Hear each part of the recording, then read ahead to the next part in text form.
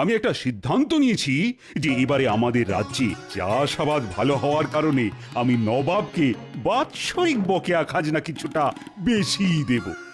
খাজনা বেশি দেবেন? হ্যাঁ, এবারে চাষাবাদ ভালো হওয়ায় প্রজারা খুশি, আর তাই বেশি খাজনা দিয়ে আমরা নবাবকেও খুশি করে দেব। মহারাজ, কি হচ্ছে এটা? আপনার আজ ভালো সময় যাচ্ছে, কিন্তু সব সময় যে ভালো যাবে এর কোনো মানে নেই।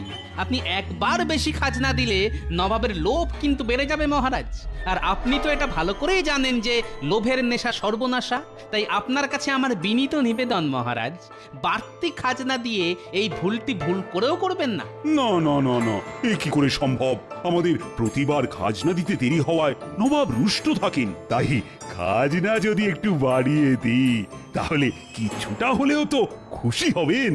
খাল কেটে কুমির আনার কোনো দরকার নেই মহারাজ। আপনি যদি সত্যিই রুষ্ট নবাবকে সন্তুষ্ট করতে চান তাহলে রাজ্যের দক্ষিণের দিঘির পুষ্ট কাতলা মাছ পাঠান মহারাজ। নবাব বাদশাহী কোরমা পোলাও বিরিয়ানির স্বাদ পেয়েছেন, কিন্তু এই পাকা কাতলার স্বাদ তো পাননি মহারাজ। কি যাতা বলছো গোপাল? যে এতদিন বাদশাহী খাবার খেয়েছেন সে খাবে মাছ? তুমি কি পাগল হয়ে গেছো? না মন্ত্রী মশাই, আমার মাথা গোল হতে পারে কিন্তু পা লম্বাই আছে।